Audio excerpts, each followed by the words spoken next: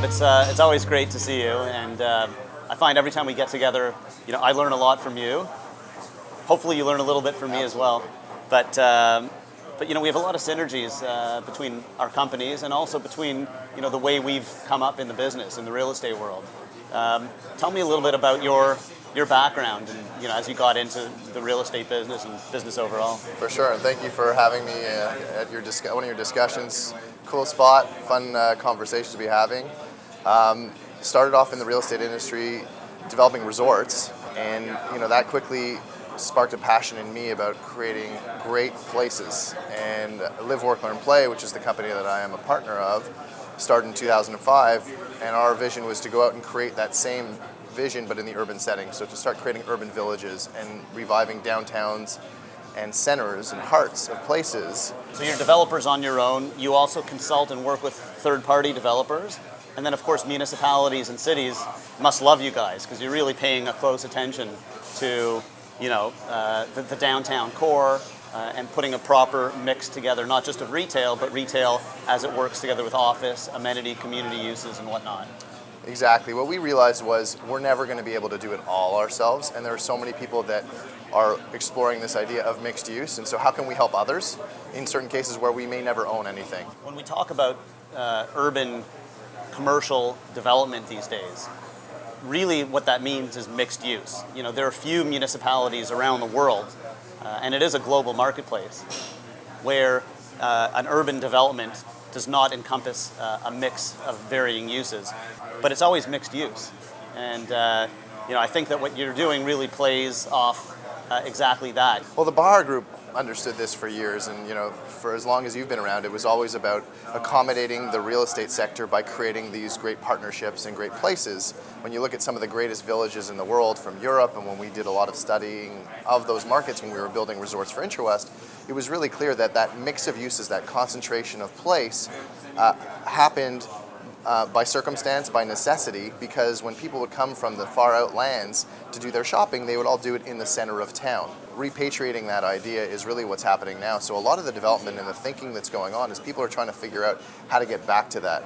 A dream of mine has been to try and bring the concept of the piazza to North America, sort of the outdoor common area, and implement those into mixed-use developments a little bit more. And I don't think that developers need to give up density in order to do that. I think density can be transferred, but it creates a much nicer experience. The best squares in the world are actually not very large ones. They're very tight, smaller spaces. There may be a series of these squares, but the ultimate piazza, the big square, really fits in with the overall scale of the city or town that you're looking at. We have a unique opportunity in North America as well, because obviously it's a lot newer than old retail or piazzas or squares in Europe. We want people to walk to their place of work and walk home and create these urban pedestrian-friendly nodes. But the reality in a city like Toronto or other large cities is people do have cars, and you need to park them somewhere. Easy answer is, well, put parking below grade or put it above grade, but every developer, myself included, would say, well, what is the math on that? The economics have to make sense for all of these developments, and understanding how the pieces fit together to make the place really work is key. A car is always going to exist, so it's about giving people what they need, what they want, and what they can really enjoy in the right doses. The Canary District, very cool, mixed-use development. One of your strategies in terms of the retail attraction is creating categories and then going after those. So rather than, I guess, in traditional brokerage where, a property opportunity might be blasted out to the world and the net is cast really wide, you're saying we've studied and we've learned and we've been scientific about, we know which types of businesses are going to work well here and are going to be successful here, and you're going after those. Well, Canary District is a really exciting project.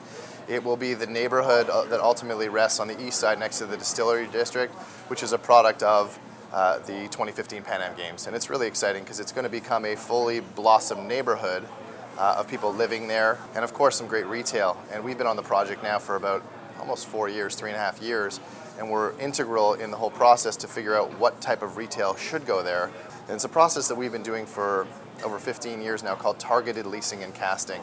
And it's a specialized approach to honing in on what are the greatest uses that should live in the project based on a real extensive study on what's going on in the market and quite frankly, what would make the best possible place. And geographically, one of the things I really like about the Canary District is its access to this network of hiking trails and biking trails that I think spans the length of the province, make it more of an attraction. I can see people coming down there from the suburbs, having a coffee or a bite to eat. Well, that's it. And the nice thing is also it's right next to the distillery, and so we really tried to complement the vision of the Canary District with what the distillery is already doing, so that people can start to look at the east side of downtown Toronto as a place to visit. The locals, which we're focusing on first, will start to adopt it as their heart. And then hopefully we'll get some people that will start wandering over from the west side. And I think it'll happen. And the other thing that I find pretty neat about the development, any negotiation, in order to be successful, has to work for both parties.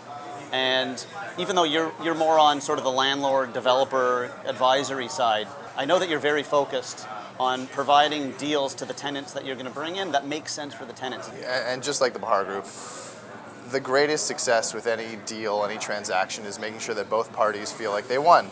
But it's not just the deal. It's 5 years after the deal was done. And our greatest focus, once we've spent all this time and attention thinking about what should go where, and then hand selecting those individuals, we need to make sure that they're there for years and years. For us, the economics, it's not only about the retail rents, it's about driving the overall mixed-use development. A lot of the urban retail or mixed use that we're leasing, if it's 3 stories or less, it's on a demolition clause.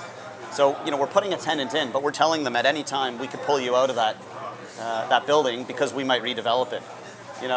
It's always gratifying to get a deal done, but when it's an independent business, that's either a startup or a smaller business, and you can help them get established and start to really build their brand so that ultimately they could roll it out elsewhere.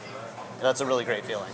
The greatest thing that we're having the ability to do is to have an impact in a place. Whether it was building resorts a decade ago, now urban villages, these places have such an impact on the people. I was having a conversation with a gentleman in Italy when I was recently there, and we were talking about this piazza dream of mine.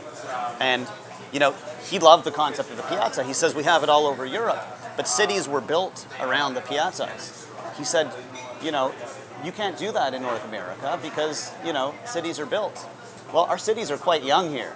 I mean, Toronto is, 150, 180 years old, if that, right? So, yes, a big city exists, but if we start to create the right urban environments, planning for the next 500 years, and we create public areas or common space or the right types of mixes, then the city will continue to grow in a different way around those, and nicer communities will be established.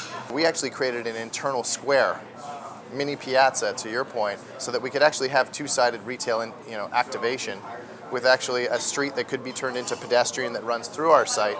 But that allowed us to create that place on a 5.5-acre block of land. In terms of your own career path, you've become an authority on urban development, on mixed-use development, on retail. We've known each other for many years, and I've seen the way you've grown in the industry, and I think it's phenomenal.